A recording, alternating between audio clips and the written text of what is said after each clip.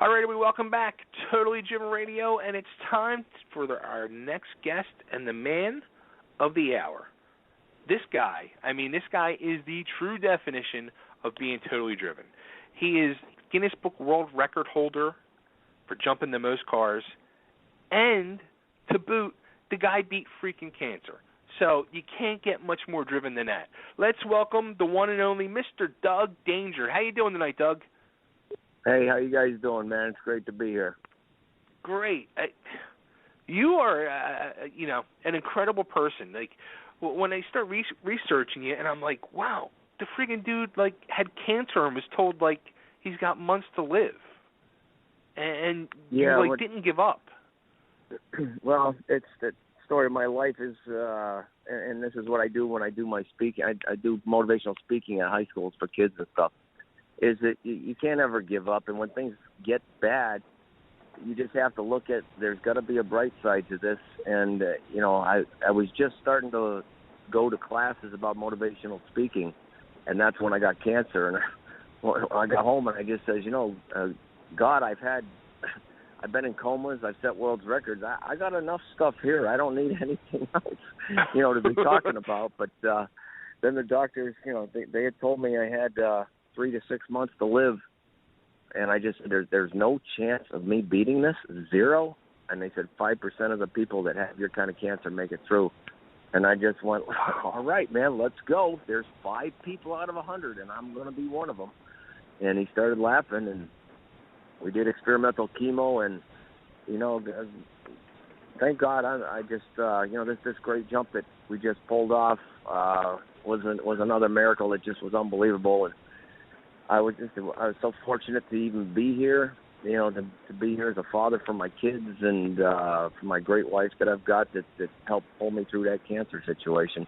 And, there's so many daredevils out there in this world that have gone through the same thing I've gone. I'll tell you, there's one thing in life you can never prepare for. You can prepare for having kids and retirement and stuff like that, but there's nothing you can do to prepare to have a doctor say in 6 months you're going to be dead. Get your things in order. And I'll tell you, that was basically the toughest day I had in my life. And I just have a true belief in God, and I said some prayers, and, I'm here today, and we've just pulled off just a truly incredible jump that without the team around me that I had for that, I would have never been able to do. And there's so many thanks that go out to so many people, I can't even begin to name them all. Yeah, we're going to talk about the jump, but you have such an interesting career that there's a lot of things I got to talk to you about. One thing is actually, too, once I saw the preparations for the big jump and the build-up for it, the months leading into it, I was like, wow, I remember Doug was it wasn't in Philadelphia, with Reading, PA. It was in Reading, PA, I think about a year ago you were doing a jump, and you were on the morning local news here. And I was like, damn, there's Doug Danger. Yeah, I've traveled around with this monster truck show called KSR, and my good friend Jack Brady has always kept me busy, and we just have had a lot of fun, and we do some pyrotechnics in the show, and the kids really, really love the show. It's amazing. Sometimes it doesn't matter how far you jump. If you do proper showmanship and stuff, the kids come up and look at you like you're a superhero. And I go to places year after year, and I'll be talking to somebody that's 21 years old, and they tell me when they were 10 years old they saw my show and they still got the poster. Wow. I don't know if you've told anybody how old I am. I'm 53 years old, and I just set a world record jumping motorcycles. I've been doing it for 36 years now, and I'm a truly incredibly lucky person. I've lived a life that is just hard to believe. It's been wonderful.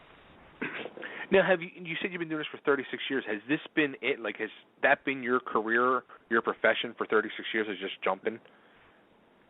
Well, I sold motorcycles for quite a while, and okay. I own a bar in Massachusetts right now. Oh, wow. Okay. Called the Danger Zone Saloon. Nice. Very My nice. customers named it. My main portion of income has been from my jumping though. I was trying to build something that I could retire on, and I was using the bar. I wanted to build up a bar. It's in a really small town, so it requires a lot of work, and I'm finding that it's a lot more work than jumping motorcycles sometimes. I always Although wonder, this jump I just did was a lot of work. What's that?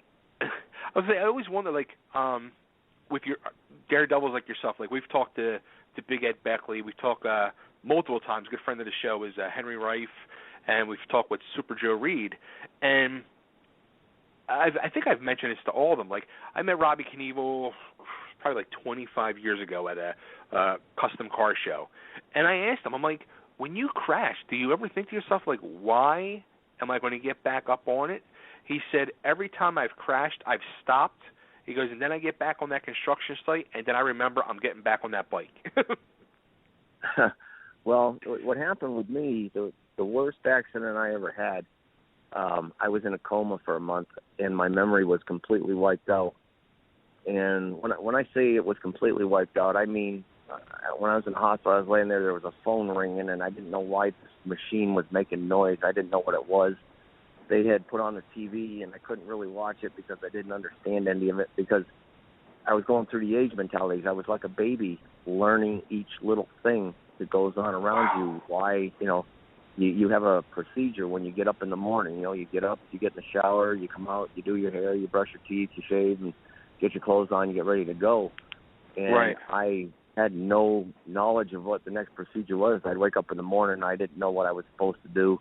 I had to have somebody that was like a parent to me just guide me along and help me and show me how to do stuff. And it was years before I was able to start to get some of my memory back. I just was basically learning everything all over again. And what happened to me there was people started treating me extremely different. They would talk to me slow. They'd ask me if I understood things.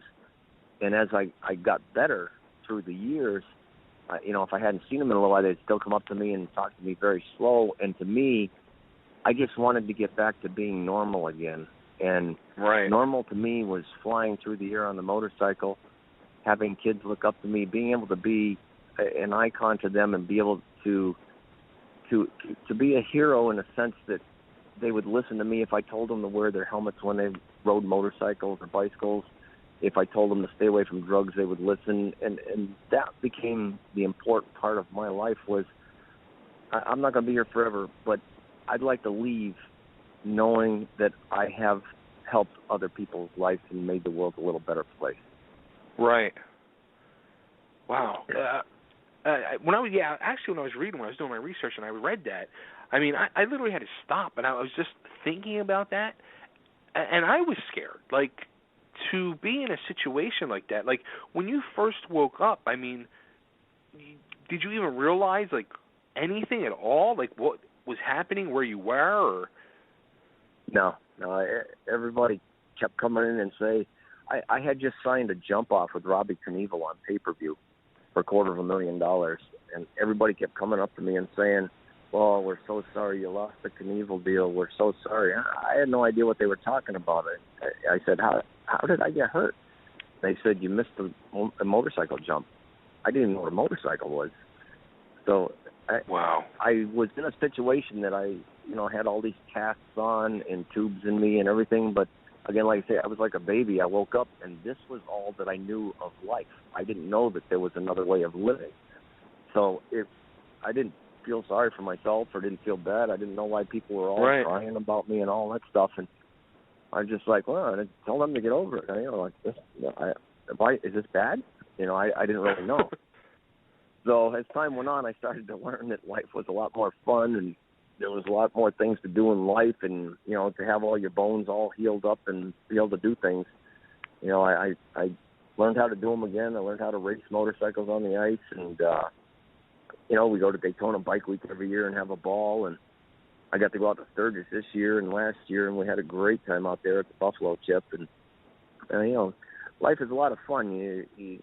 The main thing I always try to say to people is believe in your dreams and live life full throttle, because what happens, like I'm 53 years old, you know, everybody told me stop jumping. I'm too old. I'm too old. I'm too old. And my situation is, it wasn't bike jump that almost took me out. When I had cancer and they told me I had 3 to 6 months left, I was just going to imagine that. I risked my life, my whole life, and now I'm going to die from a disease. And right. Just keep living every day. I mean, just if you have something in your life, my God, get out there and set your course to go get it done. Go out there and have fun. You know, I always wanted to jump out of an airplane, and a couple of years ago I got to go do that. I had a ball. It was just so much fun. I've gotten to travel the world and meet all sorts of the very important people and stuff, and it's just, life can be so much fun if you just get away from whatever's holding you down and go. Have a good time. Absolutely. Now, when you started jumping when you were younger, I'm guessing Evel Knievel was absolutely the person that inspired you to do all this. Absolutely. He was in his prime when I started jumping bicycles, and back then there wasn't any real official record on jumping bicycles, but I jumped 4 cars on a bicycle, and we had Fonzie had come on Happy Days and jumped his motorcycle over 14 or 15 trash barrels, whatever it was. I did one more of those on my bicycle, and I made the front page of the local newspaper, and all the kids in school thought I was the coolest thing going. And I was in my prime. I was just thinking I was a superhero at that time, and I just wanted to carry on. And finally got a motorcycle and started jumping motorcycles. And the first public show I did, I missed the jump and I got knocked out. And I woke up on the way to the hospital and realized that these motorcycles are a whole different ball game. Oh boy! Yeah. Now, how do you jump a bicycle over 4 cars? You pedal like hell. It was hard. You get going really, really fast, and you use a real steep ramp. Oh man! I'm still proud of that one. Now, when you started to go the motorcycle riding, did you turn around when you get buying a bike and say, I'm going to jump motorcycles? Well, and this is part of the things that I talk about in my speech, is that when I was a kid and I left the bicycles and got onto motorcycles, I went out and I loved riding so much. I was so fast, but I never believed that I could ever be, any type of world champion motorcycle jumper or anything like that. And I just thought that only happens to other people. But my junior year in high school, I went to vocational school, and I went over to the teacher in the carpentry department, and I says, I want to build a set of ramps. I says, is there any way you could help me? And he says, that would be a great project for the kids. And they built my first set of motorcycle ramps, and I started jumping the motorcycle and just slowly spreading them apart until I got it out to 10 cars. And that was the one that I did for the public, and I ended up missing that one. But this jump that I just did out in Sturgis, that same high school, I went to the drafting class, and they drew up the blueprints for the ramps for this jump. Oh, wow. Okay. Yeah, it's pretty cool. It's all the kids are so excited to be involved in it and everything, And, they know now that they helped design the ramps that, set a world record with. Right. Sending all the newspapers out here, and all the kids, they've come up and, that was great. That was great. It's just like, yeah, that was pretty awesome. You guys did a great job with it. Yeah, how did this whole the big jump all come to be? You would never even believe it fell in place the way it did. It's I went out to Evel Knievel days in Butte, Montana, and my friend Latham McKay was out there, and he's opening up a museum in Topeka, Kansas, an Evel Knievel museum. Right. And he's been going all over the world and picking up Evel's leathers and helmets and bikes, and right now he's got Evel's tractor trailer. They call it Big Red. They just refurbished the whole thing. It's unbelievable. But he said to me down out in Butte, Montana, he says, "You're not going to believe what I just picked up." I'm like, "What's that?" He says, "I got one of Evel's jump bikes." And I'm like, "You got to be kidding me." I says, "Where is it?" He goes, "I got it down on Main Street." I was like, "Can we go see it?" He goes, "Yeah, let's go." So we went down, and it was all roped off, nobody get near it. He looked at me and he goes, "Go try it on for size, see how it fits." And I'm like, "Really? You let me sit on this bike?" He paid $350,000 for this bike. So I went over and sat on the bike, and I just, all of a sudden, I felt like the spirit of evil came right inside me. I was just sitting there. I could see ramps coming at me. I was standing right up and getting ready to hit the throttle, and I was in Never Land, and people were talking to me and saying, "Hey, man, you look good on that," and they're saying all sorts of stuff. I couldn't hear anything. Finally, Lathan says to me, he goes, "How's it fit, man?" I says, "I'll tell you what. If you ever want anybody to jump this bike, you let me know." He goes, "I paid $350,000 for that thing, and that thing will never see the air again." I says, "Okay, but if you ever let anybody jump this, it's either got to be me or Robbie Knievel." And he goes, "You got a deal." About 2 months later, he called me. He says, "Are you serious about jumping this?" I says, "Yeah, why?" He says, "I got somebody down in Texas that wants to see the bike fly." I'm like, "Okay, what kind of money?" And he told me the money. I was like, "Wow." I says, "We'll work out a deal on the money." He goes, yeah, we'll put something together." So we ended up jumping down in Texas. I jumped 15 cars with it. And right after I got done with that jump, he asked me if I thought I could break the record on it. And I said, "Boy, I don't think so. It's not very fast. We'd have to change some gear, and we'd have to do something." I said, "Because this bike is slow as heck." When Evel tried to do this jump, he tried to jump 22 cars. He only cleared 21, and his mechanics had told him the bike was not fast enough to do this jump. And he says, "What do you want me to do, give these people their money back?" He says, "I got to go." So he went, and he only cleared 21 cars, but he hung on and rode it out. So these guys, I got them to change one sprocket on it. The bike's a piece of history, so you can't really take the bike apart, put different pipes on it or anything like that. You got to jump it the way it is. So we synced the carbs up and advanced the timing just a little bit, and I got 1 tooth bigger front sprocket on it, and that bike never saw the speed. I had to do 80 to do that jump, and that bike I had never been on 80 miles an hour on that bike until the day of the jump. And the first speed run, I was only doing 74, and that was holding it wide open the whole length of the runway. So I turned around and went to go do the second speed run, and I went back. And I said to the security guys, he says, "You got to clear these people back 500 feet because I need more room to get going." So they all jumped in and started, "Clear back up. He's got to come through here, back up." So I went back 500 feet. I came by, and I got it up to 80, and there was a road that crossed my path that kind of made me take air just before I hit the ramp. And when I hit that, I lost 2 miles an hour. And I thought, I'm a dead man on this jump, man. There's no way I'm going to be able to hold this thing at 80 all the way up that ramp. And I went back, and I looked up at the sky, and I says, "God, I think I'm coming to you. Take care of me." And I twisted that throttle and let that clutch out, held it wide open all the way to that ramp, and jumped 151 feet. It's cleared those cars. It was a hell of a jump, I'll tell you. It looks so smooth on TV, but I show people in slow motion. My hand actually came off the bar and landed and hit so hard. I ended up jamming my thumb on the landing, and my elbow actually hyperextended and flexed backwards because I was sideways in the air. But we hung on and rode it out. And it was, everybody says you're 53 years old. How do you expect to make this jump that two guys at 34 years old didn't make? And I said, "I'm not getting older. I'm getting better." So, we ended up, I worked out enough to have the strength to hang on to that big Harley and ride that thing out and set a new world record. And I'll tell you, I couldn't be prouder. I've just been on a cloud since that jump.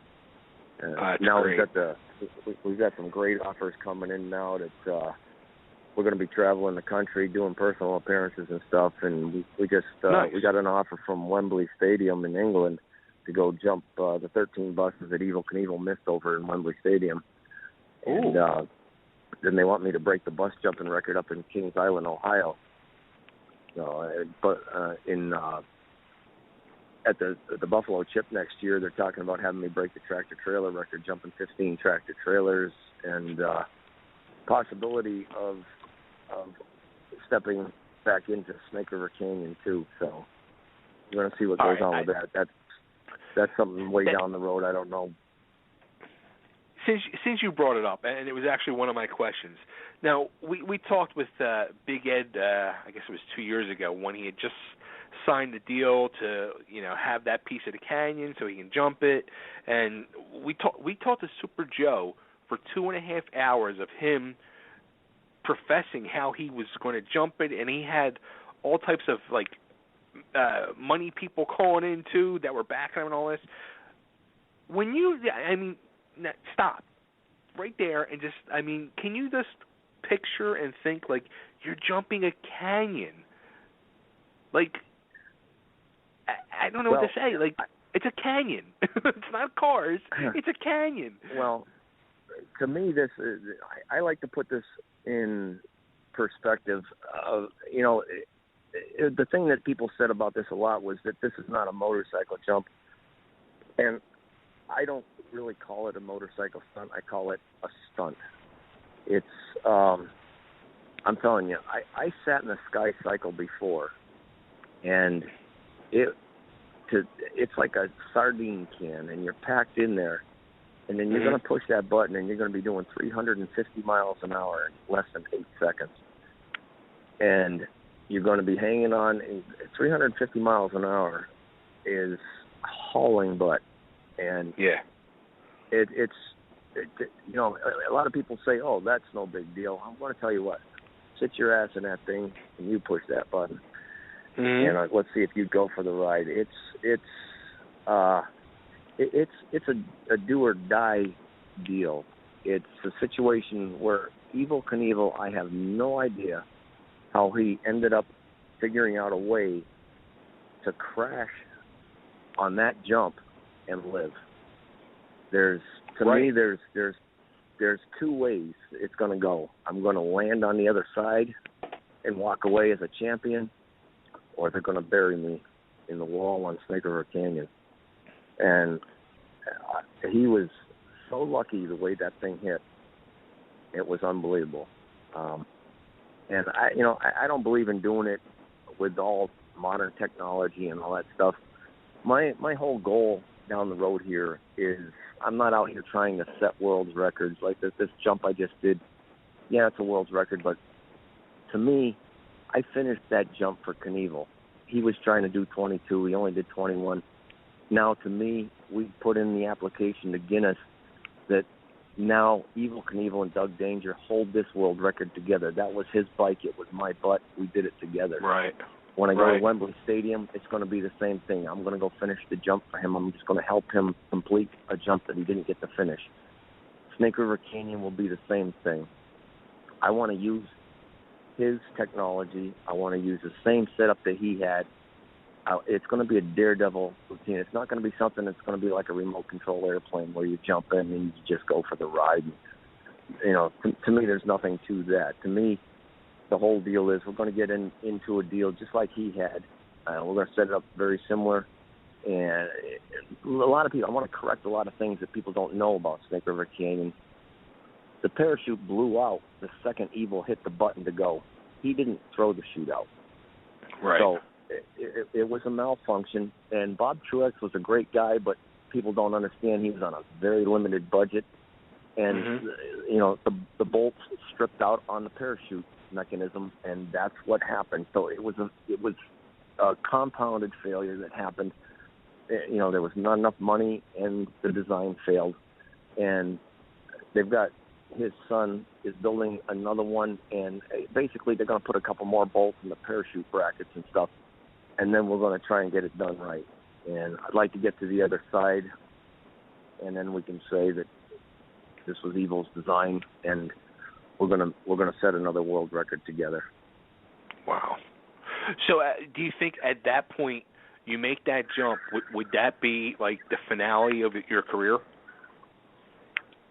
Oh, there's no question about that. I don't know what would happen after that. Being the age that I am, I'm 53 years old. I don't believe that this would happen until 2017 because you need proper time to promote something like that. Sure. Excuse me. But by the time that came around, I'm going to be around 55 years old, and I think I would still be able to do the smaller jumps, but I would like to have all of these record jumps done by then, and just mostly be out doing my motivational speaking because I really enjoy doing that. I get done talking with the kids, and they leave so fired up, it's unbelievable. Nice. And the colleges and stuff like that that we want to go to. It's anything that you can do to me to make this place a better place where people are going to be heading in the right direction and start to believe in their dreams. Right. That's really what is,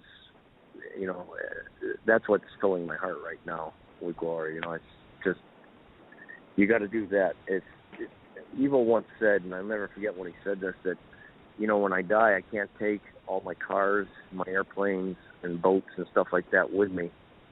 Right. When you leave, the only thing that goes with you is your legacy and the memories that you've left behind. And you'd like to know that as you leave this earth, you left it a better place than when you came here, and that you've inspired people, and that they can carry on, and that they won't think of you from time to time and make the right choice to go ahead and do something that they might not have otherwise done. Right. Did you ever get to see Evel jump in person? Yeah, I got him. I was out in Caesar's Palace when he jumped. I was just a little kid on my father's shoulders. Oh, wow. I saw that one. And I was out in Holy Cross Stadium in Worcester, Massachusetts when he jumped over some U-Haul vans out there. Huh. He's quite an inspiration. He made a speech before a tractor-trailer jump. What's that? I was going to say, didn't I see that you also wanted to jump the fountains at Caesar's Palace? Well, I'd wanted to, but Evel Knievel ended up doing that. We were talking, they've kind of changed the front out there, and I don't know if it's still possible, but I'd like to go out there and jump a Harley Davidson over the fountains. Right. That was one of the jumps that I wanted to do. I've got Evel's old Harley. That's what made this jump so spectacular, was jumping his bike. Now, how about, the difference between using that old Harley that Evel used compared to, using a dirt bike that you would normally use to make the jumps? Well, I've got a dirt bike that I jump. I actually held the Guinness Book of World Records for 9 years. It's a CR 500, and it only weighs about a little over 200 pounds, and the horsepower is incredible on it. I jumped over 42 cars with that bike, and it has over a foot of suspension travel on it. So this Harley that I jumped, this XR 750, it has about 3 inches of suspension travel, and with the gas and everything, weighs about 350 pounds. It lands pretty hard. Oof. Yeah. And the technology is pretty old in it. Now, have you talked to Robbie, when you were getting ready to make this jump? Did he have any feelings about it, or? He had wanted to do it. The owner of the bike had wanted me to do it. He just, it was kind of a touchy area for me because I'm friends with Robbie, and I think Robbie is really one of the greatest jumpers in the world. I've seen him make jumps that I wouldn't have even tried. And he was down in Texas when I jumped it the first time, and he came up to me and he goes, "It was great. That was awesome. Keep building the family name, and we appreciate it." And he was a real gentleman about it. Just a really cool, classy guy. And this one here, he was supposed to do a jump out in Butte, Montana a couple weeks before, and something happened. It ended up getting canceled, and I think he was real tied up with that out there. That's why I didn't make it out to this one. But right, missed him out there. I did get a text from him later that said, "Great job. I can't believe you did that on that bike." And he's always been a friend to me and a real class act. Cool, very cool. Wow. So you're gonna. When I talked to you on Facebook, you said you got a busy schedule. I think this is just the beginning of your busyness. Yeah, it's as soon as I landed, I was already getting emails from people all around the world. I never thought that any one jump would have an impact like this one had on the world. Everybody saying, you know, you're such an inspiration. You know, you're 53 years old. What the hell are you doing out there? And it's, you know, all of a sudden everybody wants to go see me complete those jumps for Evel that, you know, that he didn't quite get to finish. And I want to finish them up and do it kind of as a team, you know. Right. There's the first one that we've been talking to some of the motorcycle shows that wanted me to go on a tour with them and do appearances and have the bike so everybody can see the bike and everything. Mm-hmm. And that one's that's gonna tie me up for a little while. But we also had there's a company that's doing some pre-shows at the NASCAR races. Has talked to us about doing all the NASCAR races. Nice. So I'm just going to be taking the ones that seem like they'll be a lot of fun and we can make a few bucks at and get out and get to talk to the kids a little and just living life, having a great time. That's great. Good for you, Doug. I mean, that's awesome. I mean, you've been through an awful lot, and you deserve all this. Well, I appreciate that. It's some of it's been real tough, but you know, I truly believe that what other choice is there except to keep moving forward? Right. You know, and I had a guy tonight that was sitting there telling me what a bad month and a half he's had. He's talking about how somebody stole his cell phone and stuff like that. And I'm sitting there chuckling, going, this guy's saying he's having a bad time because somebody stole his cell phone. They talked to the doctor that told me I was going to be dead. You'll understand what a bad day is. I'll tell you, that was a rough day. Were you still jumping when you were going through your cancer treatments? Did you hear a story about this? No, I saw a picture of you in the leathers on a bike, and I was like, oh, my Lord, was he jumping when he was... Yeah. Yeah, they told me, they took my wife to the side and says, you got to tell him he's got to cancel his shows. And she goes, you don't understand. These jumps are the reason he's going to make it through this cancer. And she goes, you can't tell him he has to cancel these shows. They said he won't be able to hang on when he lands. He's doing all the chemo and all the radiation and everything. He's not going to be able to hang on when he lands. Well, I hung on for all of them except one. I missed one jump because I couldn't hang on when I landed. But I didn't get hurt too bad. I broke a finger and I dislocated my shoulder. But other than that, a little crazy. I thought, everybody said you were nuts. I'm out there jumping. I got no hair. My helmet didn't even fit right, But it's something that I live to jump. I just believe that God put me on earth here to be an inspiration to people and to do what you got to do to make things get to happen and to get done. Right. So when I gave my word that I would go, it's one of the things that I don't see a lot today is like when I gave my word to go, things got real tough, but I gave my word and I went. And today, that's the message I'm trying to get to kids today and to adults is that when you give your word to somebody and they depend on you, like that promoter depended on me being there to draw some people in, you gotta show up, you gotta go. And that was a different era. Evel Knievel was the one that inspired that into me. It just, he got it to the point where he made me say, when you give your word, you're only as good as your word. And if you don't hold up to your word, then what kind of guy are you? People will not trust you. They will not honor you. And I've always been that way. So I had a line of shows booked up for that year. They were calling me and asking me if I was still going to be able to make it. And I said, don't you take me out of these shows. I will be there. And we got them all done, and I missed one show, and not a show. I missed a jump, one jump out of it. It wasn't too far of a jump, I didn't get hurt too bad. So we went on, and I met some incredible people while I was out there when I had cancer and I was doing shows. I did a show up in Maine, and then it was this beautiful, cute little girl. She came up to me, and she had no hair. And as soon as I drove into the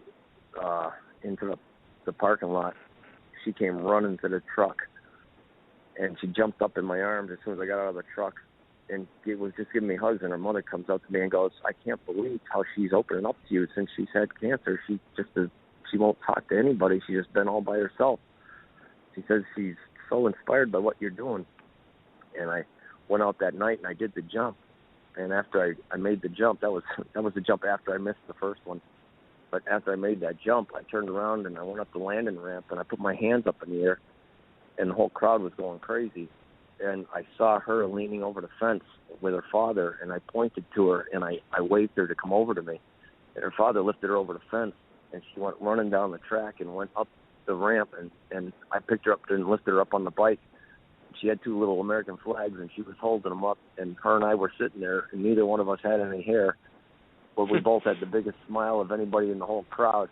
And somebody got a picture of it and made the front page of the newspaper up there.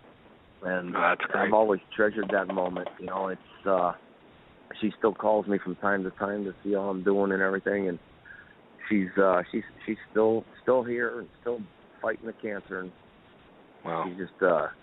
She's a trooper, you know. She just keeps carrying on, and she just, you know, she's gotten used to the battle and just takes it as part of her life and goes on and keeps going. It's just a wonderful little girl. That's great. Now, how about any planes that come down to the Philadelphia area? Yeah, actually, you know what? I'm going to be there in a couple of weeks. We're going to Maple Grove Drag Strip. I think that's right down in that area. In Jersey, yeah. Yeah, I think it's on the 6th. But if anybody wants to go to Maple Grove, go to their website, Maple Grove Dragway, and that's look, September they'll see 6th? it's coming up in a couple of weeks. I'm pretty sure that's the date. I'm not sure. I'd have to check. My wife keeps track of all that stuff. She just, like a normal wife, she just tells me where to go all the time. Wow. All right, yeah. I'll be there. I'm coming. Come on out, man. It'd be great to see you. Yeah, absolutely. Yeah, we're going to be there with the Monster Truck Show. Very cool. Nice. I'm excited. Down there, I'll probably be jumping over a tractor trailer. We used to do a tractor trailer end-to-end with those guys down there. It's pretty cool. No, is that where you were when you were last year too? When you were on the news too? Yeah, that might have been it because we were there last year. I think we did 2 shows there last year. We cut it back. We're only having 1 show this year because we had 2 good-sized crowds, and we want to have 1 gigantic crowd. But it was a super show. We had a ball. They had quad wars and monster trucks and all sorts of other crazy stuff. It was pretty cool. It was a great show. People loved it. Right. Yeah, it's on Sunday, September 6th. Cool. I'm going to bring the family. Yeah, we'll be there. It's Labor Day weekend, I think. Yes, it is. Next weekend. Yeah. Cool. Definitely. Yeah, I'm going to come out and see you. Oh, cool. Great. Very nice. So, all right, where can all the fans find you, and where can people, if they want to book you for jumps or speaking or anything else, where can they find you? The best place for booking and stuff like that is go to DougDanger.1, the number 1, at AOL.com. Nice. And if they just want to reach me and talk to me, just hit the Facebook Doug Danger. They can see all sorts of videos of the world record jump I just did, and if they have any comments they want to make, or if they just want to say something, I try to answer most of the questions. After that jump I did, we had so many thousands of hits that we got most of them answered. Yeah, it took a few days, but it was pretty crazy for a couple of days. Nice. Yeah, So I mean, if anybody types in your name into Google, you're going to see video after video and article after article of that world record jump. Yeah, there's a lot of that. You know the one that there was I did a jump a long time ago on the UPN network. I jumped over a jumbo jet, and this is one thing that's real hard in this business if you don't have the right agent. I lost all the rights to the footage to that, so I can't put it online anywhere or anything like that. And many people, when you tell them you jumped the jumbo jet, I've got a great big picture of it. Everybody looks at it and they're like, "Wow, why isn't this all over the internet?" I'm like, "I don't own the rights to the footage." It was a crazy jump. It was a jumbo jet. The wheels on the jumbo jet were as tall as my girlfriend that I had at the time. And that was a pretty cool one. Wow. How about I saw too. I guess early on in your career, you jumped over a roller rink into a lake. That was my first national coverage. That was in 1984. It was an indoor roller skating rink, and we built a ramp up the side of the building and jumped over it and landed in the lake. It was I was supposed to go on a tour down in Puerto Rico, and 2 days before not 2 days, it was about a month before the tour fell through. The owner of the roller skating rink says, "Why don't you do a jump here?" I says, I want to do something crazy. He goes, build a ramp up the building, jump into the lake. I'm like, I could do that. And he goes, I was only kidding. But the building was 65 feet high. We built a ramp up the side of it and jumped off and went 85 feet in the air and landed in the lake. That one hurt. Did it really? Oh, my God. I bruised my kidneys and I knocked 2 vertebrae crooked on that one. Oh. That's back when I was a young kid, too. I was only in my young 20s, and I was in really good shape at that time. But I took a shot on that water. That water hurts from that height. Wow. All righty. You are an impressive person, Mr. Danger. Well, I appreciate that. And I just believe in living life to the fullest and having a good time. And, like I say, I call it, my motto is live life full throttle, and I've always been trying to do that. I really like to encourage people to believe in their dreams and to go for it, because you never know what's going to happen. You always put it out there and see what happens, like I did with my friend Lathan McKay when I told him, if you ever want anybody to jump this bike, let me know. I never thought there was a chance I'd ever jump Evel Knievel's motorcycle. And like heck, somebody called me a couple weeks later, and there I was jumping Evel Knievel's motorcycle. It was just one of the greatest days of my life. Yeah, that is truly the dream come true for an Evel Knievel fan. Well, that's for sure. I had met him a couple of times, and I was friends with him before he died. And to think that everybody kept asking me what's it like to step into his shoes, because that's basically what you're doing here. You're sitting on his motorcycle, and you're going to go, go ride the legend of Evel Knievel. And they'd asked me that in a lot of the interviews before I did that big jump. And I said, I'll tell you what, when you're getting ready for a jump like this, it's unbelievable to walk in the king's shoes like this. There's girls that are chasing you around. There's everybody's throwing you equipment for free and shirts and bikes and all sorts of stuff like that. But then on August 6th, I had to be in those boots. That one of those things is going over that bike, and then I had to sit on that bike and ride that bike over those 22 cars. And those boots might have been the ones on the way to the hospital after that jump too. And so it's a double-edged sword.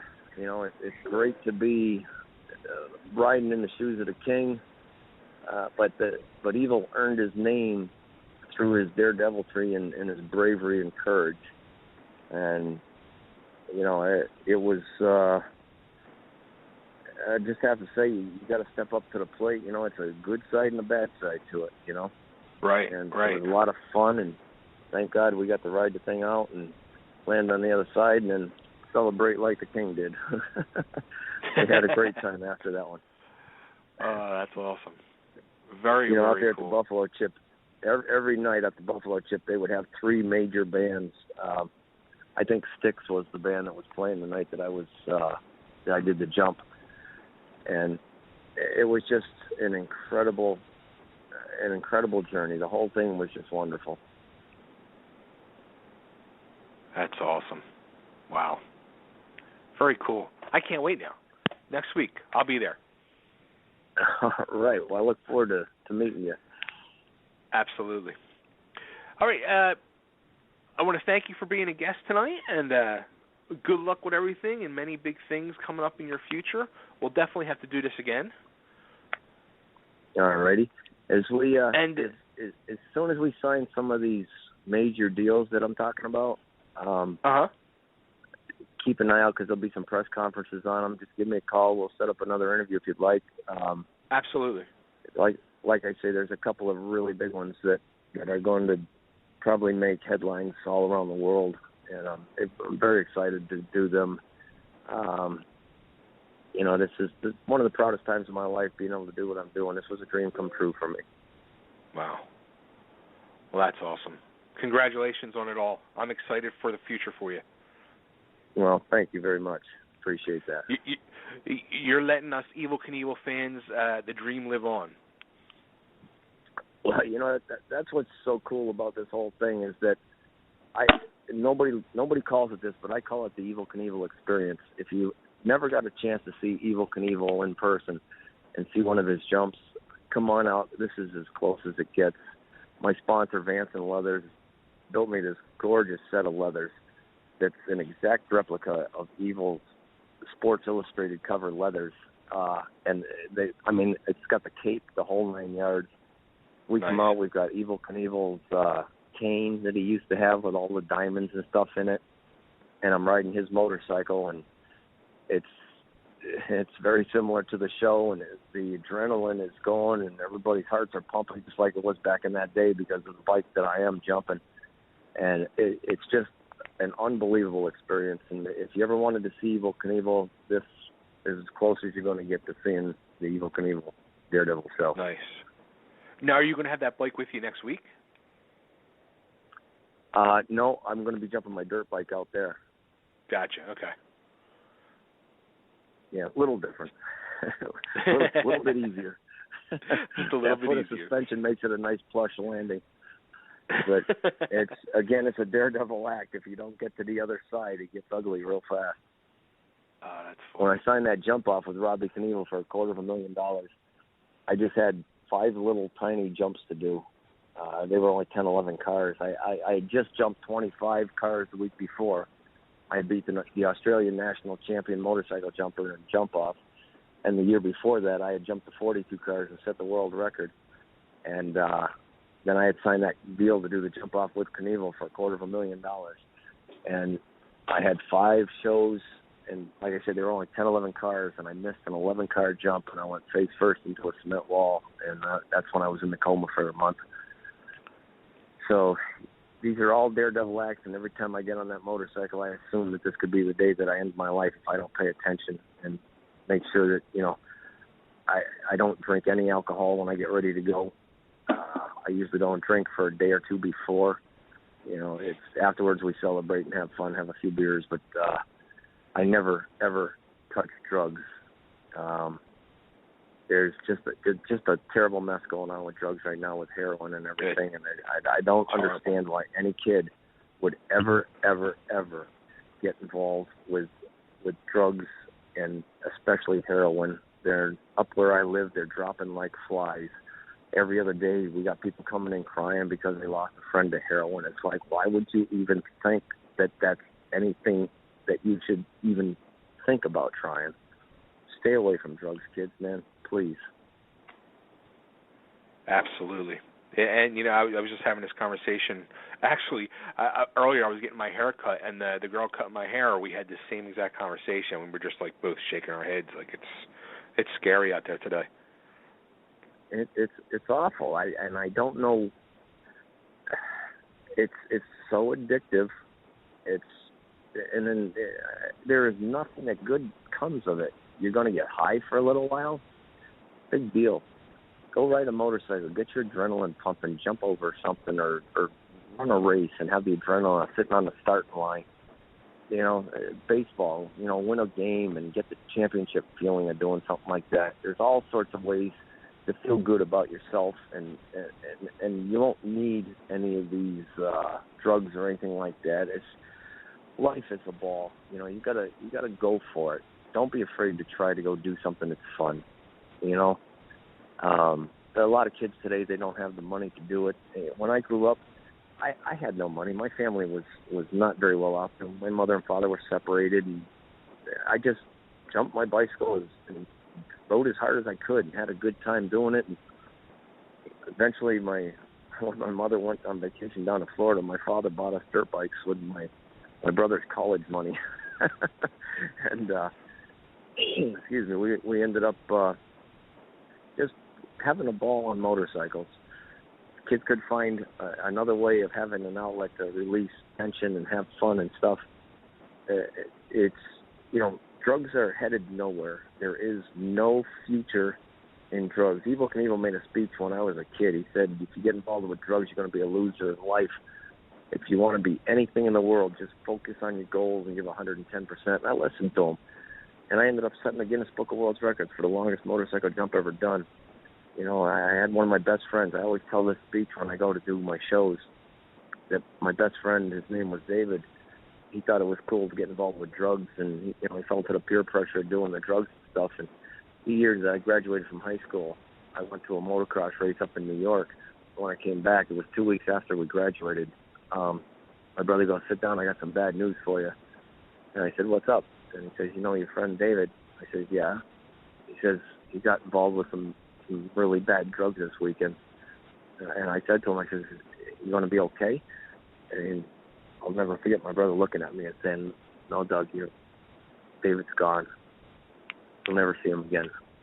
I couldn't believe at 18 years old I had to go to a wake and look into a casket and look at my best friend that I used to ride dirt bikes with, and we used to go to the movies and everything else, and I was never going to see him again after that. And when I looked into that casket, the words that Evel Knievel said made so much sense. That if you get involved with drugs, you're going to become a loser in life. And my best friend, I was looking at, he just became the biggest loser in the world. He paid with his life. When you pay with your life, there's not a second chance. There's no more, well, next time I won't do these, I won't do that. The best thing for kids is just don't do it. Just stay away from it. It's bad news. And to me, Evel Knievel was the coolest guy in the world, and he didn't need drugs to be cool. If you think I'm cool, I don't do drugs to be cool. You don't need them to be cool. They're just not. They're just a bad deal. I just literally hate drugs.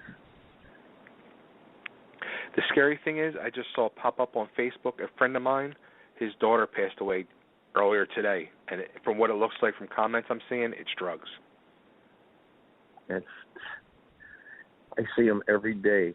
I own the bar here, and I just see stuff all the time. How did this happen? How did it happen? It's very obvious how it happens. You do drugs. You start with small stuff. You get into harder stuff, and you just want to keep doing better and better. And the final result is death.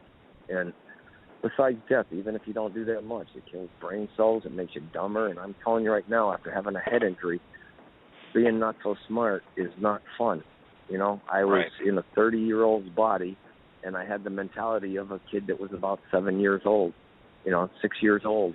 I was picked on and made fun of, and it was very hard to find really good people and really good friends that wanted to hang out with me and help me and make things better for me.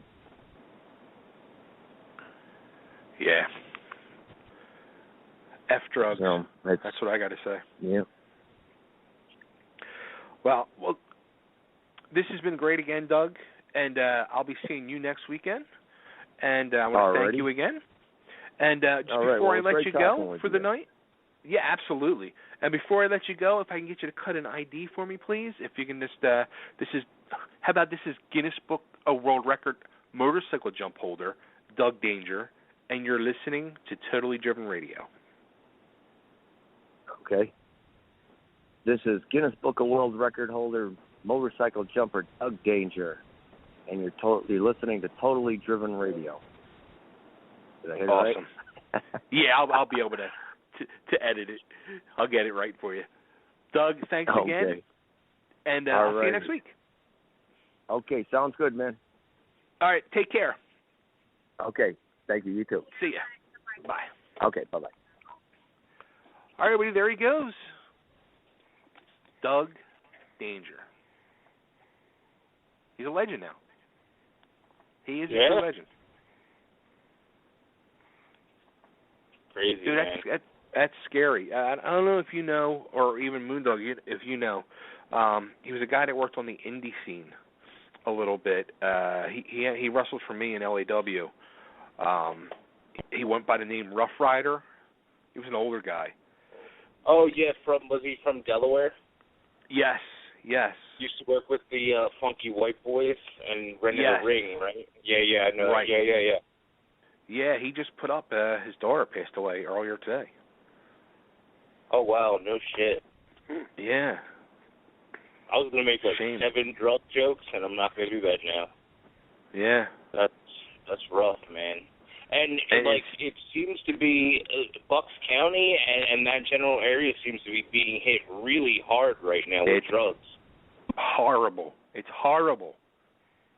Beyond horrible. That's crazy, man. It's amazing, and like it doesn't. It shows no prejudice. It doesn't matter your race, your bank account size. It's everywhere.